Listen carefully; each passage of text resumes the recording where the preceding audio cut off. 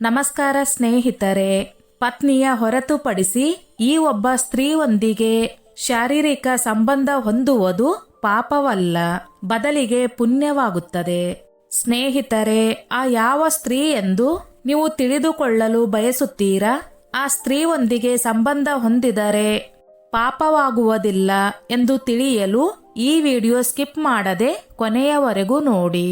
ಇಂದು ನೀವು ಸ್ಪಷ್ಟವಾಗಿ ಅರಿತುಕೊಳ್ಳುವಿರಿ ಆ ಸ್ತ್ರೀ ಯಾರು ಎಂದು.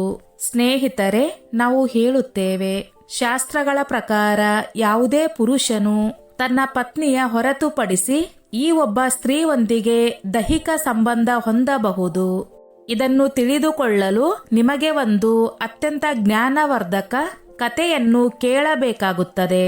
ಅದರಿಂದ ನೀವೇ ತಾನೇ ಅರ್ಥ ಮಾಡಿಕೊಳ್ಳುವಿರಿ ಆ ಸ್ತ್ರೀ ಯಾರು ಎಂದು. ಹಾಗಿದ್ದಲ್ಲಿ ಸ್ನೇಹಿತರೆ, ಶುರು ಮಾಡೋಣ. ಸ್ನೇಹಿತರೆ, ಒಮ್ಮೆ ದೇವ ಋಷಿ ನಾರದರು ನಾರಾಯಣ ನಾರಾಯಣ ಎಂದು ಜಪ ಮಾಡುತ್ತಾ ಆಕಾಶ ಮಾರ್ಗದಲ್ಲಿ ಯಮಲೋಕಕ್ಕೆ ತಲುಪುತ್ತಾರೆ. ಯಮಲೋಕದ ದೇವತೆ ಯಮರಾಜರು ತಮ್ಮ ಸಿಂಹಾಸನದಲ್ಲಿ ಕುಳಿತಿರುತ್ತಾರೆ. ಅಷ್ಟರಲ್ಲಿ ದೇವ ಋಷಿ ನಾರದರು ಅಲ್ಲಿಗೆ ಬರುತ್ತಾರೆ. ಯಮರಾಜರು ಹೇಳುತ್ತಾರೆ, ದೇವರ್ಷಿಗಳೇ, ನಿಮ್ಮ ಆಗಮನದಿಂದ ಯಮಪುರಿ ಧನ್ಯವಾಯಿತು. ದೇವ ಋಷಿ ನಾರದರು ಯಮರಾಜರಿಗೆ ಪ್ರಣಾಮ ಮಾಡುತ್ತಾರೆ. ಯಮರಾಜರು ಮತ್ತೆ ಹೇಳುತ್ತಾರೆ, ದೇವರ್ಷಿಗಳೇ, ನೀವು ಬಹಳ ದಿನಗಳ ನಂತರ ನೀವು ಯಮಪುರಿಗೆ ಆಗಮಿಸಿದ್ದೀರಿ. ಖಂಡಿತವಾಗಿಯೂ ಯಾವುದೋ ಮಹತ್ವದ ಕಾರಣ ಇರಬೇಕು. ದಯವಿಟ್ಟು ಅದೇನು ಅಂತ ನಮಗೆ ಹೇಳಿ. ನೀವು ಯಾವ ಉದ್ದೇಶಕ್ಕಾಗಿ ಇಂದು ಇಲ್ಲಿಗೆ ಬಂದಿದ್ದೀರಿ? ಆಗ ನಾರದರು ಹೇಳುತ್ತಾರೆ, ಹೇ ಧರ್ಮರಾಜ್, ನೀವು ಮೃತ್ಯು ಮತ್ತು ನ್ಯಾಯದ ದೇವತೆಗಳು.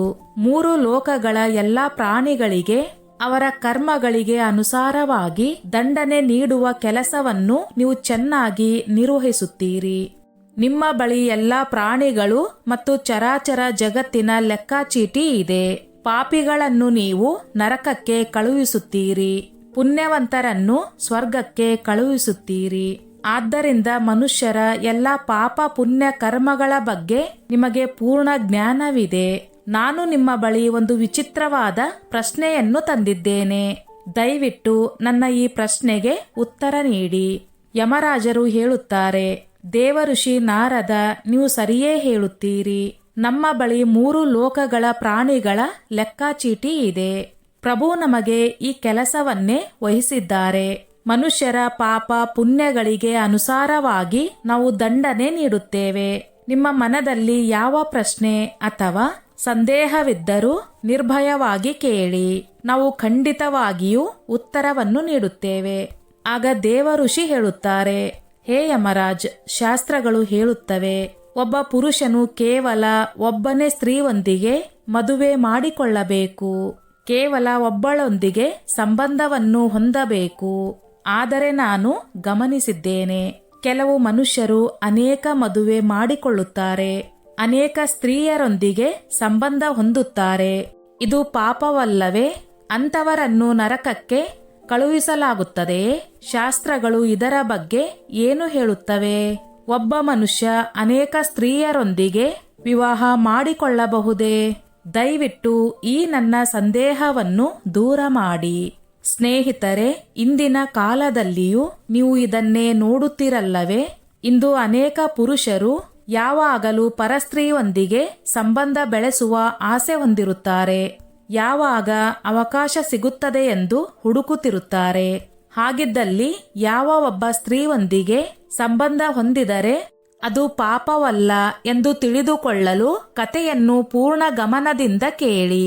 ಆಗ ಯಮರಾಜರು ಹೇಳಲು ಆರಂಭಿಸುತ್ತಾರೆ, ದೇವ ಋಷಿ, ನೀವು ಸಮಸ್ತ ಮಾನವ ಜಾತಿಯ ಕಲ್ಯಾಣಕ್ಕಾಗಿ ಸೂಕ್ತ ಪ್ರಶ್ನೆಯನ್ನು ಕೇಳಿದ್ದೀರಿ. ಈ ಪ್ರಶ್ನೆಗೆ ಉತ್ತರ ನೀಡುವ ಮೊದಲು ನಾನು ನಿಮಗೆ ಒಂದು ಕತೆ ಹೇಳುತ್ತೇನೆ. ಈ ಮಹಾನ್ ಕಥೆಯಲ್ಲಿ ನಿಮ್ಮ ಎಲ್ಲಾ ಪ್ರಶ್ನೆಗಳಿಗೆ ಉತ್ತರ ಸಿಗುತ್ತದೆ. ಆದ್ದರಿಂದ ಈ ಕಥೆಯನ್ನು ಗಮನವಿಟ್ಟು ಕೇಳಿ. ಯಾರು ಈ ಕಥೆಯನ್ನು ಗಮನವಿಟ್ಟು ಕೇಳುತ್ತಾರೋ ಅವರ 32 ಪಾಪಗಳನ್ನು ನಾನು ಕ್ಷಮಿಸುತ್ತೇನೆ. ನಾರದರು ಹೇಳುತ್ತಾರೆ, ಧರ್ಮರಾಜ್, ಆ ಕಥೆಯನ್ನು ಖಂಡಿತವಾಗಿಯೂ ಹೇಳಿ. ನಾನು ಪೂರ್ಣ ಗಮನವಿಟ್ಟು ಕೇಳುತ್ತೇನೆ. ಆಗ ಯಮರಾಜರು ನಾರದರಿಗೆ ಆ ಮಹಾನ್ ಕಥೆಯನ್ನು ಹೇಳಲು ಆರಂಭಿಸುತ್ತಾರೆ. ಬಹಳ ಹಳೆಯ ಕಾಲದ ಮಾತು. ಮಧ್ಯ ದೇಶದಲ್ಲಿ ಒಂದು ಅತ್ಯಂತ ಶೋಭಾಯಮಾನ ನಗರಿ ಇತ್ತು. ಆ ನಗರಿಯಲ್ಲಿ ಅತ್ಯಂತ ಗುಣವಂತ, ಬಲಶಾಲಿ ಮತ್ತು ರೂಪವಂತ ರಾಜನಿದ್ದನು. ಅವನ ಹೆಸರು ಧರ್ಮಸಿಂಹ. ಮಹಾರಾಜ ಧರ್ಮಸಿಂಹ ನ್ಯಾಯಪ್ರಿಯ ರಾಜನಾಗಿದ್ದನು. ಅವನ ಪ್ರಜೆಗಳು ಅವನ ನ್ಯಾಯದಿಂದ ಅತ್ಯಂತ ಸಂತುಷ್ಟರಾಗಿದ್ದರು. ರಾಜನು ತನ್ನ ಪ್ರಜೆಗಳನ್ನು ಚೆನ್ನಾಗಿ ನೋಡಿಕೊಳ್ಳುತ್ತಿದ್ದನು. ಅವರ ಎಲ್ಲ ಅಗತ್ಯಗಳನ್ನು ಪೂರೈಸುತ್ತಿದ್ದನು. ಮಹಾರಾಜರ ಪತ್ನಿಯ ಹೆಸರು ಸುಕನ್ಯಾ.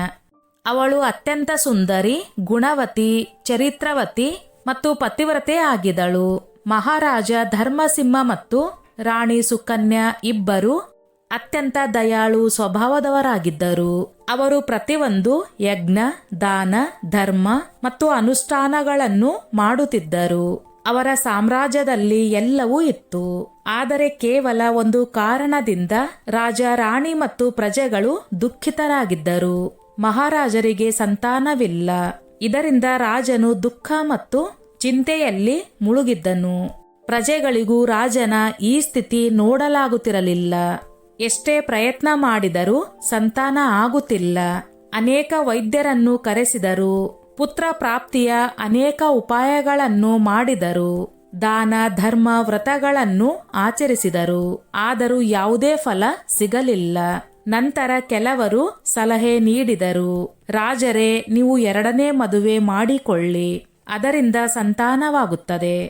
ಆದರೆ ಮಹಾರಾಜರು ರಾಣಿ ಸುಕನ್ಯಳನ್ನು ಅತ್ಯಂತ ಪ್ರೀತಿಸುತ್ತಿದ್ದರಿಂದ ಅವರ ಮನಸ್ಸು ನೋವು ಮಾಡಲು ಇಷ್ಟಪಡಲಿಲ್ಲ. ಜೊತೆಗೆ ಶಾಸ್ತ್ರಜ್ಞಾನವೂ ಇತ್ತು. ಒಬ್ಬ ಪುರುಷನು ಕೇವಲ ಒಬ್ಬಳೇ ಸ್ತ್ರೀಗೆ ಏಕನಿಷ್ಠನಾಗಿರಬೇಕು. ಒಬ್ಬ ಪತ್ನಿ ಇದ್ದಾಗ ಎಂದಿಗೂ ಇನ್ನೊಬ್ಬಳ ಬಳಿ ಹೋಗಬಾರದು.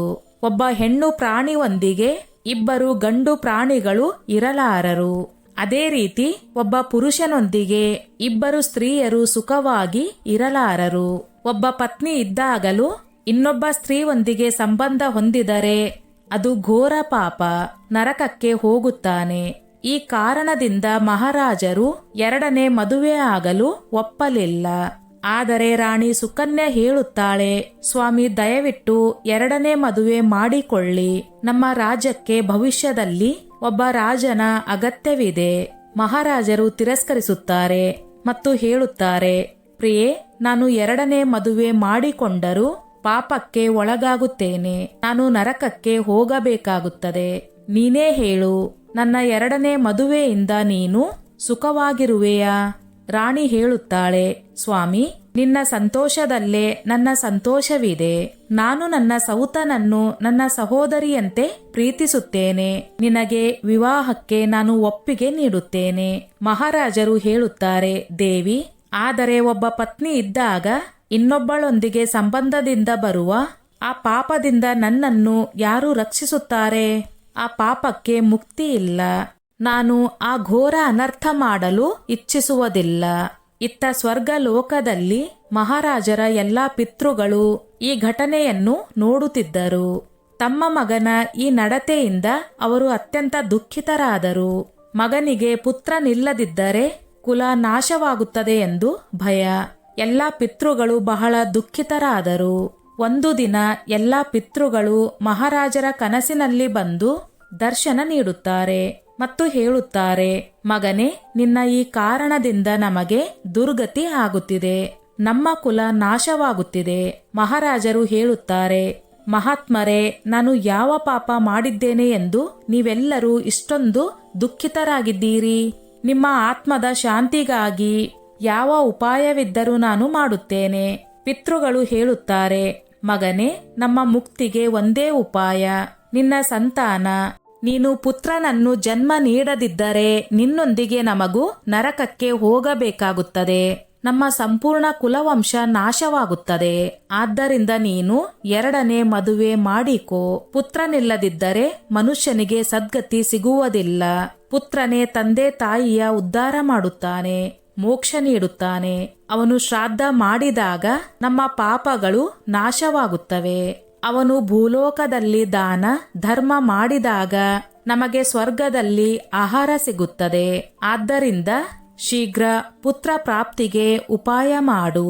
ಪಿತೃಗಳ ಮಾತು ಕೇಳಿಯೂ ಮಹಾರಾಜರು ಎರಡನೇ ವಿವಾಹಕ್ಕೆ ಒಪ್ಪದೇ ಇರುತ್ತಾರೆ.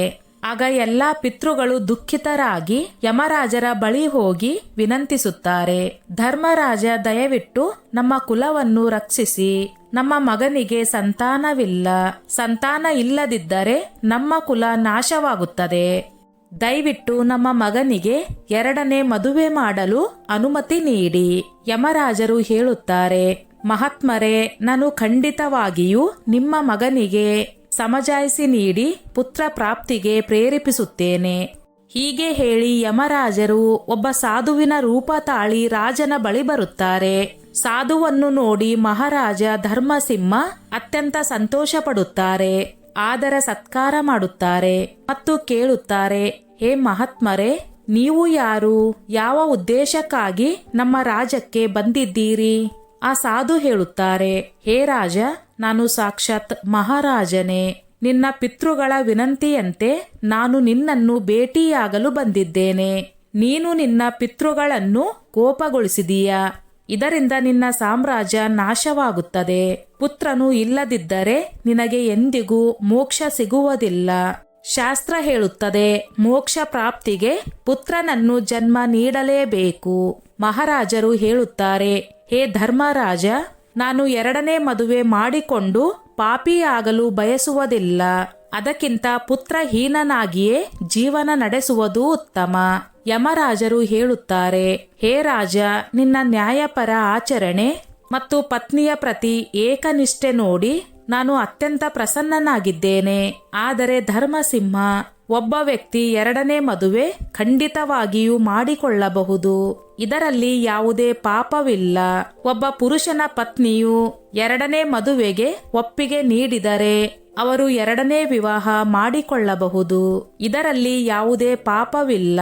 ಶಾಸ್ತ್ರ ಹೇಳುತ್ತದೆ, ಮೊದಲ ಪತ್ನಿಯಿಂದ ಪುತ್ರ ಪ್ರಾಪ್ತಿ ಆಗದಿದ್ದಲ್ಲಿ ಮತ್ತು ಅವಳು ಎರಡನೇ ಮದುವೆಗೆ ಅನುಮತಿ ನೀಡಿದರೆ ಅವರು ಎರಡನೇ ವಿವಾಹ ಮಾಡಿಕೊಂಡು ಪುತ್ರ ಪಡೆಯಬಹುದು.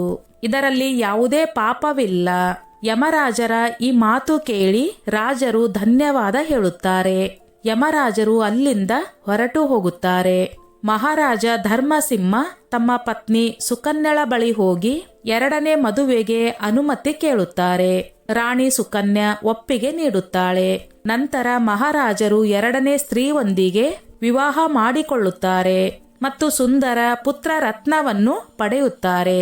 ಸ್ವರ್ಗದಲ್ಲಿ ಎಲ್ಲಾ ಪಿತೃಗಳು ಆನಂದಿತರಾಗಿ ಯಮರಾಜರಿಗೆ ಪದೇ ಪದೇ ಧನ್ಯವಾದ ಹೇಳುತ್ತಾರೆ.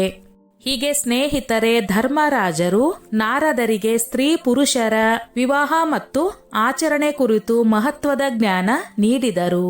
ಸ್ನೇಹಿತರೆ, ನಮ್ಮ ಶಾಸ್ತ್ರಗಳಲ್ಲಿಯೂ ಇದೆ, ಒಬ್ಬ ಪುರುಷನಿಗೆ ಸಂತಾನ ಪ್ರಾಪ್ತಿ ಆಗದಿದ್ದಲ್ಲಿ ಮತ್ತು ಮೊದಲ ಪತ್ನಿಯ ಅನುಮತಿ ಇದ್ದಲ್ಲಿ ಅವನು ಎರಡನೇ ಮದುವೆ ಮಾಡಿಕೊಂಡು ಎರಡನೇ ಪತ್ನಿಯೊಂದಿಗೆ ಸಂಬಂಧ ಬೆಳೆಸಿ ಸಂತಾನ ಪಡೆಯಬಹುದು. ಇದರಲ್ಲಿ ಯಾವುದೇ ಪಾಪವಿಲ್ಲ. ಈ ಕತೆ ನಿಮಗೆ ಹೇಗೆನಿಸಿತು ಎಂದು ನಮಗೆ ತಿಳಿಸಿ. ಸ್ನೇಹಿತರೆ, ನಿಮ್ಮ ಮೇಲೆ ಸದಾ ಆ ಲಕ್ಷ್ಮೀ ವೆಂಕಟೇಶ್ವರ ಸ್ವಾಮಿಯ ಆಶೀರ್ವಾದ ಇರಬೇಕು ಎಂದು ನೀವು ಬಯಸಿದರೆ ಓಂ ಲಕ್ಷ್ಮೀ ವೆಂಕಟೇಶಾಯ ನಮಃ ಎಂದು ಕಮೆಂಟ್ ಮಾಡಿ. ಆ ದೇವರ ಆಶೀರ್ವಾದ ಸದಾ ನಿಮ್ಮ ಮೇಲೆ ಇರುತ್ತದೆ. ಸ್ನೇಹಿತರೆ, ಈ ನನ್ನ ಮಾಹಿತಿ ನಿಮಗೆ ಇಷ್ಟವಾಗಿದ್ದಲ್ಲಿ ದಯವಿಟ್ಟು ಶೇರ್ ಮಾಡಿ, ಲೈಕ್ ಮಾಡಿ ಮತ್ತು ಸಬ್ಸ್ಕ್ರೈಬ್ ಮಾಡಿ.